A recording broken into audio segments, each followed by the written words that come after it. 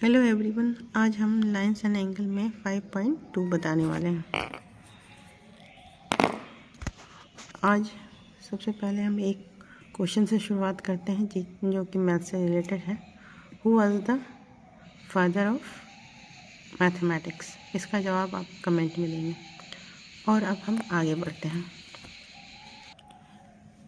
ये दो parallel line है और ये ट्रांसवर्सल है जो दोनों इस बिंदु पे काटती है। तो अब ये बाहर साइड पे जो एंगल है वो हो गया एक्सटीरियर एंगल, और इन साइड अंदर के साइड में जो एंगल होते हैं वो हो गया इंटीरियर एंगल। अब ये एक एक्सटीरियर और ये इंटीरियर। एक्सटीरियर एंगल हो गया 1 और इक्वल टू 5, ये इक्वल होंगे दोनों। अब जैसे है कि यहाँ पर एंगल 1 इक्वल टू हो गया एंगल 5, इसी तरह से यहाँ पर ये इंटीरियर हो गया 3 और एक्सटीरियर हो गया 7, ये दोनों इक्वल हो गए। एक साइड का हम बता रहे हैं, तो ये दोनों इक्वल हो गया। तो एंगल 3 इक्वल टू हो गया एंगल 7। अब इस साइड आइए, तो ये हो जाएगा एंगल 2 एक्सटीरियर एंगल और एक इंटीरियर एंगल, ये एंगल 6, ये दोनों इक्वल होंगे। एंगल 2 और इक्वल टू एंगल 6। इसी तरह से अब एंगल 4 है इक्वल टू होंगे angle 8। Angle 4 equal to angle 8 होंगे। ये सारे कॉरस्पॉन्डिंग एंगल कहलाते हैं।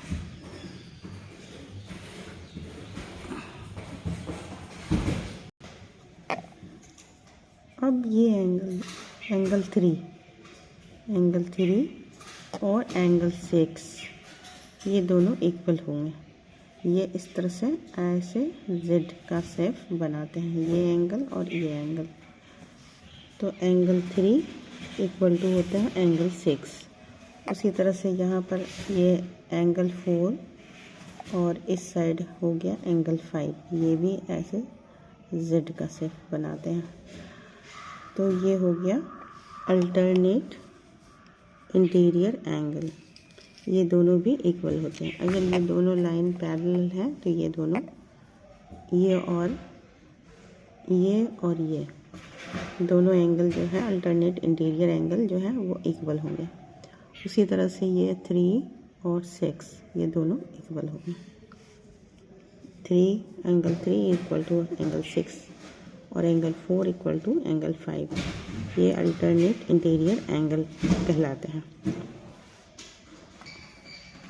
अब ये क्या है, ये लाइन और ये लाइन दोनों एक दूसरे को कट कर रही है, इसलिए यहाँ पर जो है angle 1 equal to angle 4, angle 2 equal to angle 3।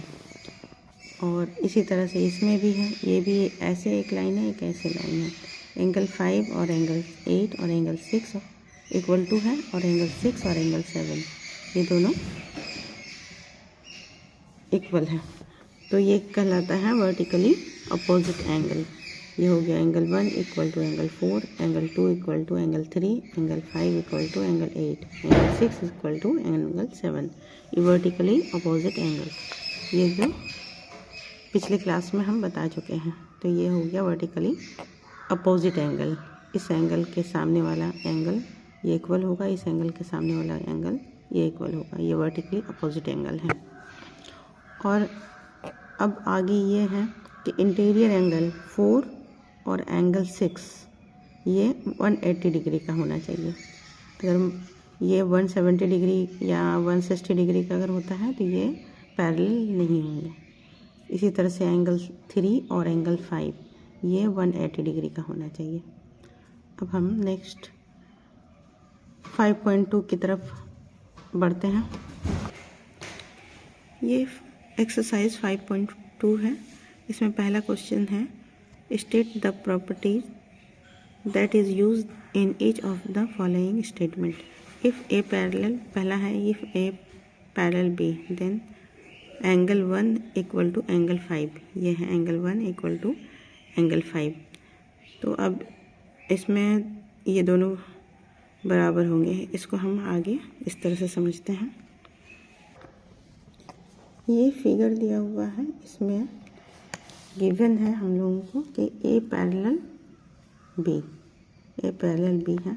तो इसमें कहा जा रहा है कि एंगल 1 और एंगल 5, ये एंगल 1 है एक्सटीरियर एंगल, और एंगल 5 ये दोनों जो है इक्वल होंगे, ये दोनों कॉरस्पॉन्डिंग एंगल हैं और ये इक्वल होंगे, यानी कि एंगल 1 इक्वल टू एंगल 5 ये जो है कॉरस्पॉन्डिंग एंगल है।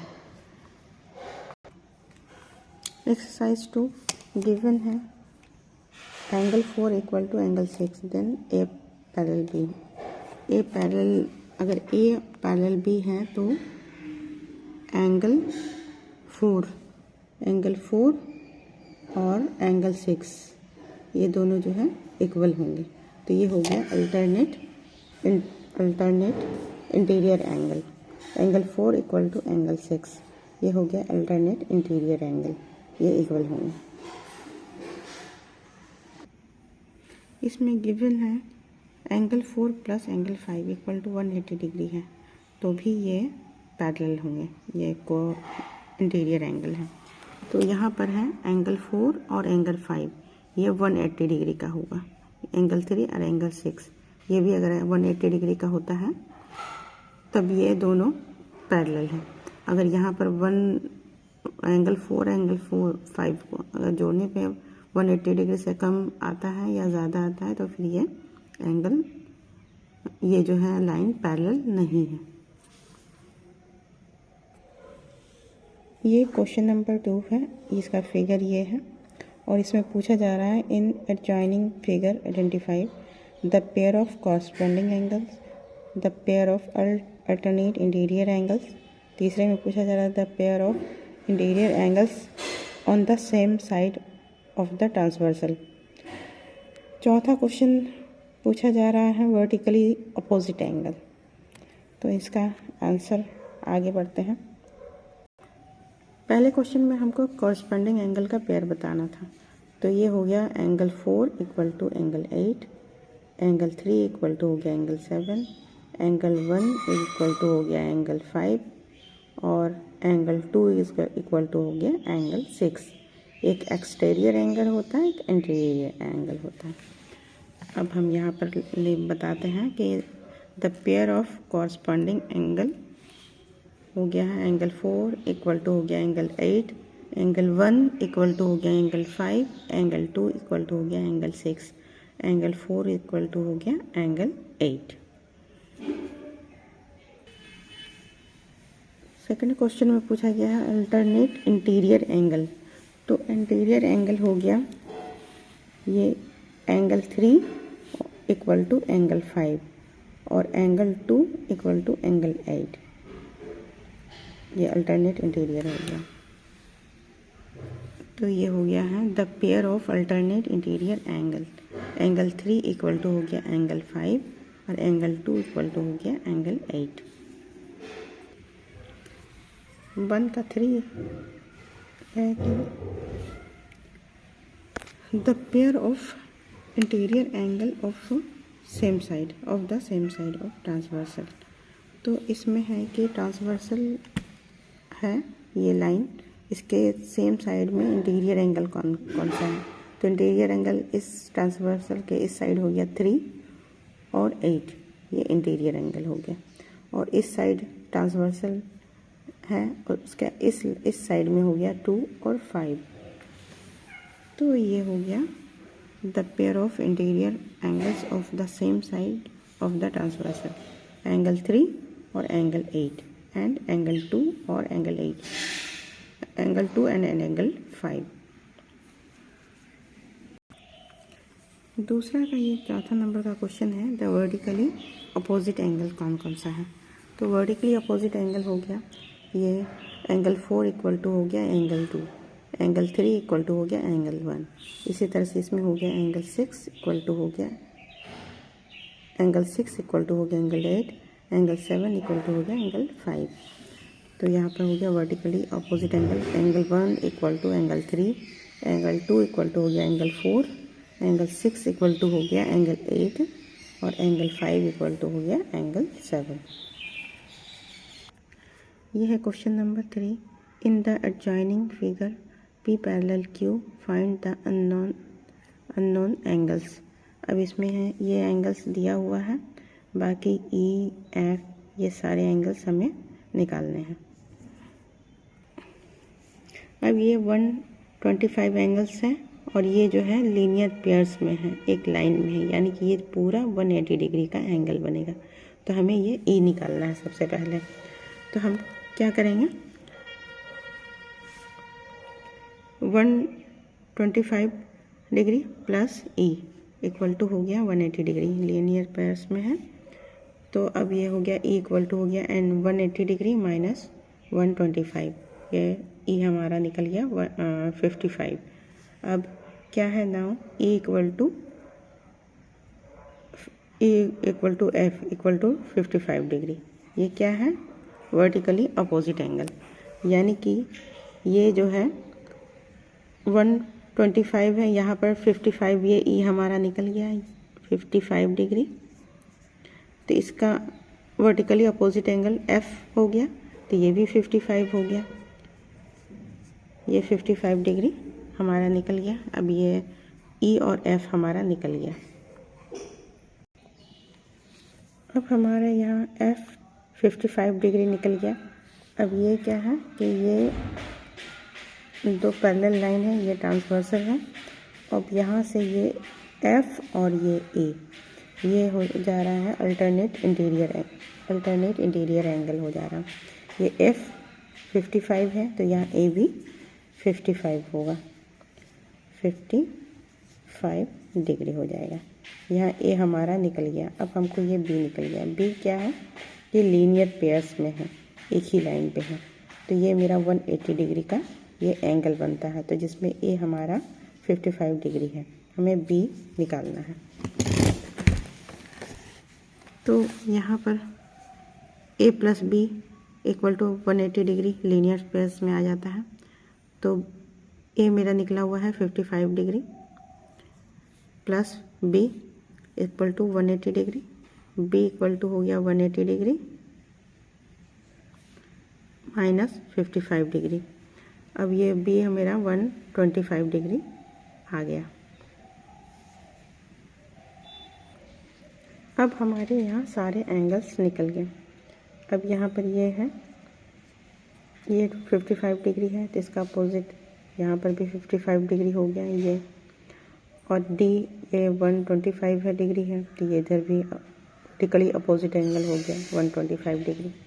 इस तरह सारे एंगल निकल गया। तो अब हो गया A equal to 55 degree, B equal to 125 degree, C equal to 55 degree, D equal to 125 degree, E equal to 55 degree and F equal to 55 degree. तो ये क्वेश्चन का आंसर निकल गया, हल हम लोगों का हो गया। ये 4 नंबर का क्वेश्चन है, find the value of x in each of the following figure if L parallel M। तो हमें यहाँ पर x का वैल्यू निकालना है। यहाँ पर 110 है, तो यहाँ पर हमको x का वैल्यू निकालना है। तो हम इस तरह से निकालते हैं। ये है 110, इस एंगल को हम 1 मान लेते हैं, और ये है, ये 110 है, तो यहाँ पर भी ये 110 होगा, क्योंकि ये कॉरस्पॉन्डिंग एंगल है। हाँ, ये दोनों, ये 110 है, तो यहाँ पे 110 होगा। अब इसको x निकालने के लिए क्या करना होगा, ये है लीनियर पेयर, यानी कि ये 180 डिग्री है का पूरा एंगल बनाता है। तो यहाँ 110 प्लस x इक्वल टू 180, तो x इक्वल टू 180 में से 110 माइनस करते हैं, तो ये मेरा x निकल जाएगा। अब हम देखते हैं इधर, तो ये है angle 1 plus angle 1 equal to angle 2 equal to 110, क्योंकि ये कॉरस्पॉन्डिंग एंगल है। अब हमारा एंगल 2 तो निकल गया है, angle 2 plus x degree equal to 180 degree हो गया। ये क्या है, लीनियर पेयर है, तो 110 plus x equal to 180, x equal to 180 degree minus 110 degree. तो अब x इक्वल टू यहाँ पर 70 डिग्री, ये हमारा आंसर आ गया। यहाँ फिगर 2 में यहाँ x दिया हुआ है, यहाँ 100 दिया हुआ है, तो यहाँ x की वैल्यू निकालने के लिए कहा जा रहा है। तो हम इसे इस तरह से निकालते हैं। अब ये क्या है कि यहाँ पर x है, इसको एंगल 1 और एंगल 2 मान लेते हैं। ये हो गया कॉरस्पॉन्डिंग एंगल, ये एक्सटीरियर एंगल है, ये इंटीरियर एंगल है, ये कॉरस्पॉन्डिंग एंगल। ये अगर 100 डिग्री है तो यहाँ पर भी ये 100 डिग्री होगा, तो ये x हमारा 100 डिग्री निकल जाता है। तो यहाँ हम angle 1 equal to angle 2 equal to 100 degree हो गया। ये x कॉरस्पॉन्डिंग एंगल हुआ, यानी कि x हमारा x इक्वल टू 100 डिग्री आ गया, ये आंसर आ गया। क्वेश्चन नंबर 5 है, in the given figure are arms of the angle are parallel if angle EBC equal to 70 degree then find. अब इसमें फाइंड करना है एंगल DGC और सेकंड में है DEF। तो ये फिगर हमारा दिया हुआ है, तो अब हम इसको इसमें बनाते हैं। तो यहाँ पर ये एंगल है, यहाँ पर 70 डिग्री दिया हुआ है, ये दो पैरेलल लाइन है और ये ट्रांसवर्सल है। तो अगर ये 70 डिग्री है ABC, तो DGC ये भी जो है ये 70 डिग्री का होगा, 70 डिग्री, इसलिए कि ये कॉरस्पॉन्डिंग एंगल है। तो अब हम इसको इस तरह से बनाते हैं। Answer given AB parallel DC and BC is the transversal line and ABC equal to 70 degree. तो यहाँ पर चूँकि ABC इक्वल टू DGC ये कॉरस्पॉन्डिंग एंगल है, तो ABC तो दिया हुआ है 70 डिग्री, तो ये DGC ये 70 डिग्री, ये हमारा DGC 70 डिग्री निकल गया, ये आंसर हो गया।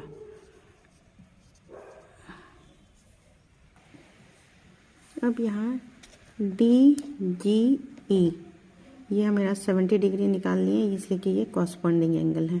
इसी तरह से अब ये दो पैरेलल लाइन है, ट्रांसवर्सल लाइन ये हो गया।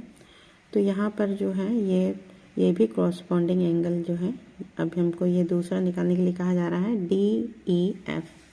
तो ये 70 डिग्री है, तो यहाँ पर ये भी 70 डिग्री आ गया इसका आंसर। तो अब क्या है, ये तो निकल चुका था, तो DEC जो है वो 70 डिग्री है, इसलिए यहाँ पर DEF भी 70 डिग्री होगा, क्योंकि ये कॉरस्पॉन्डिंग एंगल होगा। आंसर ये 70 डिग्री हो गया।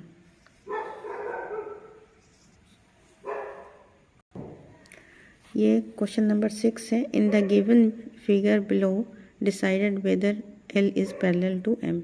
तो इसमें है कि नीचे जो फिगर दिए हुए हैं, आपको इसमें डिसाइड करना है कि ये L और M जो है वो पैरेलल है। तो हम इसे इस तरह से समझेंगे। अब यहाँ पर ये फिगर में दिया हुआ है 126 और ये है 144। तो अगर ये दोनों को हम जोड़ने पर अगर ये 180 डिग्री आ जाता है, तब ये दोनों लाइंस जो है पैरेलल हैं, और अगर नहीं 180 डिग्री नहीं आता है तो ये पैरेलल नहीं है। तो ये हो गया 126 प्लस 44 डिग्री इक्वल टू हो रहा है 170 डिग्री। तो ये पैरेलल नहीं है, because sum of interior angles and interior opposite angles should be 180 degree. ये 180 डिग्री से कम है, इसलिए ये पैरेलल नहीं है। अब हम फिगर 2 को देखते हैं। यहाँ पर है 75 डिग्री है, तो ये है अपोजिट इंटीरियर एंगल्स, यहाँ पर भी है, ये 75 डिग्री हो गया, ये भी 75 डिग्री हो गया। अब ये इंटीरियर एंगल है 75, ये दोनों जोड़ने पर अगर 180 डिग्री आता है तो ये पैरेलल है, और अगर 180 डिग्री नहीं आता है तो ये पैरेलल नहीं है। तो हम यहाँ पर 70 degree plus 70 degree 75 degree plus 75 degree ये दोनों को ऐड करते हैं तो यहाँ 150 डिग्री ही आता है। तो ये जो है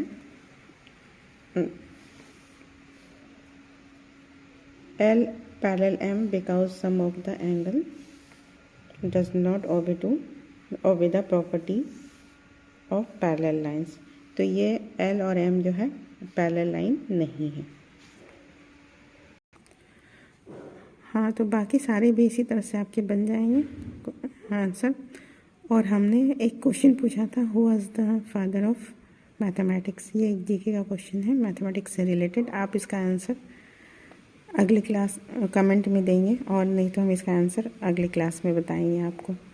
और अगर आपको मेरा पढ़ाया हुआ समझ में आ रहा है या नहीं समझ में आ रहा है तो आप कमेंट में बताएंगे और हमारे चैनल को सब्सक्राइब कर लीजिए। और हम नेक्स्ट क्लास में मिलते हैं। Thank you, bye.